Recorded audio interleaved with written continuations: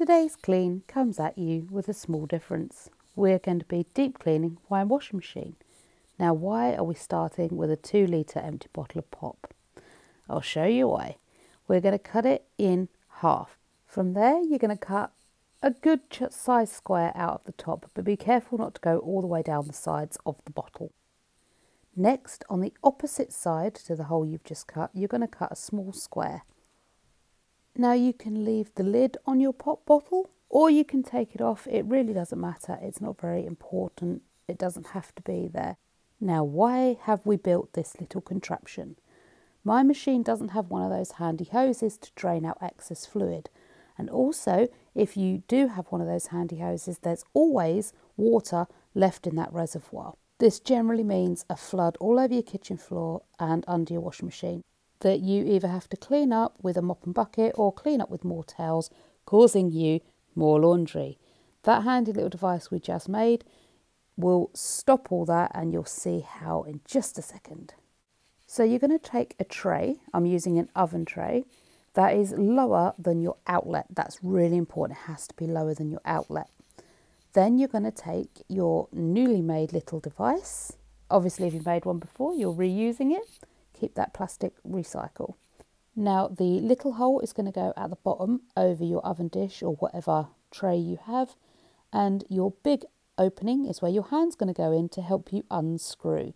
It's very important that edge is flat, so make sure when you've cut it, I had to re-trim mine, that it is flat, otherwise it doesn't butt up against your washing machine correctly and you still end up with water all over your floor. So from there you just unscrew the little outlet bit. Any excess water you've got will run into the bottle, out of that little hole in the bottom, straight onto your pan. No mess, no fuss. Now, if you do happen to get a lot of water coming out of your machine in one go, just screw that little thing back in to stop the water flow, empty your pan, and then start again. Now, we live in a very hard water area, so I'm just going to take some white vinegar and spray that in this outlet, because it is really, really coked up with limescale. It's quite thick.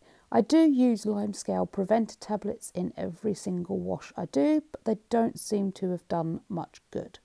I'm just going to pop that cloth there because the amount I've sprayed in is sort of leaking back out onto the floor. While that's not going to damage the floor, I don't want it all over the floor, stinking and making it slippery, so pop the cloth there. The door has a lot of build-up of limescale and soap scum, so I'm going to use the white vinegar in a spray bottle, spritz it all over the glass part of the door, and then with the green side of a scourer sponge, I'm just going to give it a quick, gentle rub off, just to get most of the excess off. It will come off in the wash cycle when I do that with vinegar, but, you know, just give it a helping hand. It's got a lot to deal with, and why not?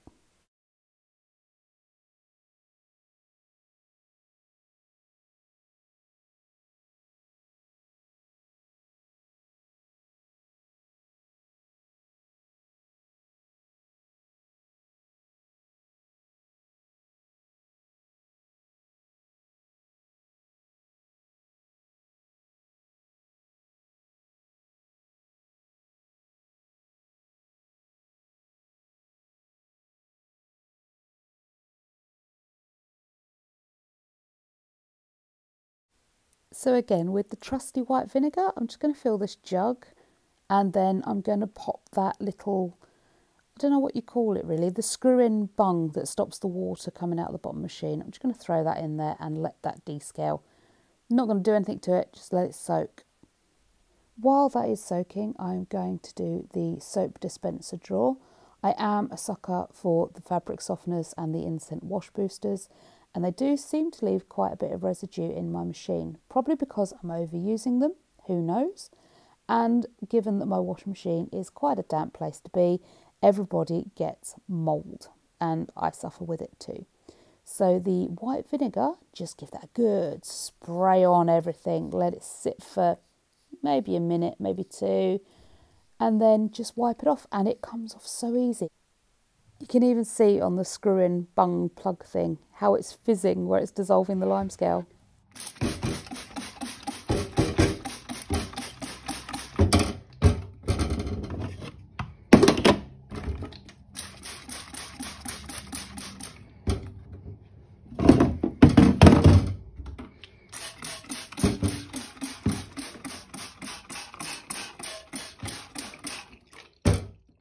So everything's been soaking for a good, I don't know, maybe 10 minutes, 15, something like that.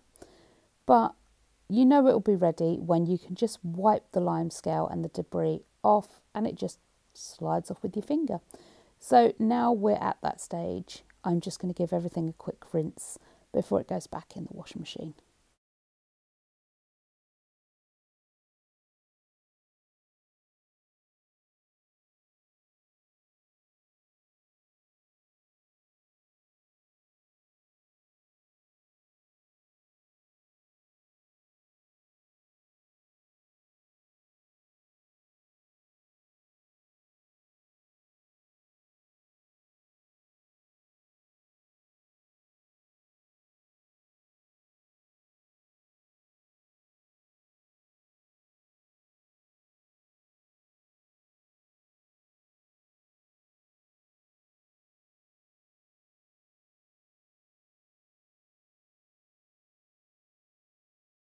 So I've slowed this bit down and zoomed right in so you can see just how easy it is to get the mould off with this white vinegar.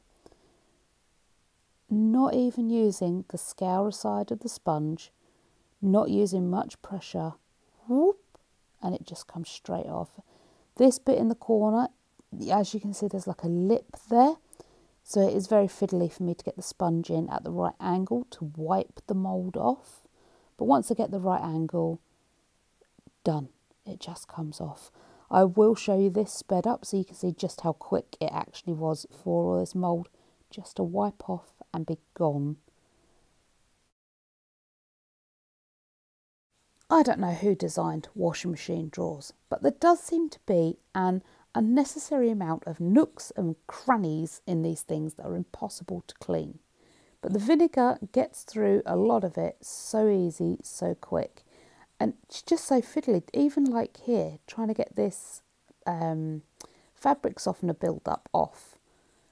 I mean, look in the drawer. You've got the nozzle, which is how the fabric softener goes down to the machine.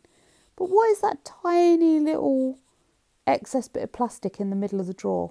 What's that there for? I don't understand where all these nooks and crannies come from and why they're so hard to clean.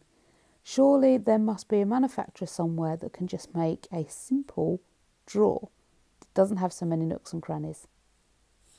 Maybe there's a design somewhere in there. Again, all the nooks and crannies in here made it almost impossible to get all the mould off, and the scourer side of the sponge caught on everything and left bits in there. So I'm going to give it a respray with the vinegar and at some point buy a toothbrush that I can use to clean in there much easier. And now we get to the main wash of the machine. So my machine fills up a little bit with water before it then drains a little bit, then refills with water. So I'm going to let it fill with water first. I have put maybe 10, 20 mils of vinegar in, so let it fill up. And then it's just going to drain that little bit out. And then I'm going to add more vinegar as it fills up for the next part of the cycle. Of course, if your machine simply fills up and then runs its cycle, you put all your vinegar in at the very beginning of the cycle.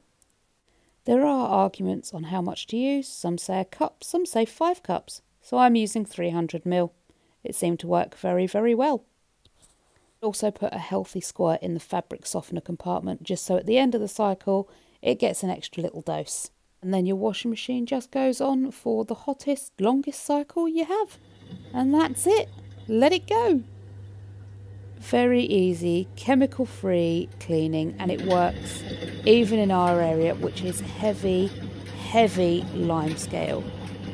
I did leave a tiny amount of lime scale on the door when I cleaned it just to see whether this vinegar wash would actually get it off. And, well, have a look for yourself. It did. It's not there at all. It's gone. All ready for more cleaning. Bye!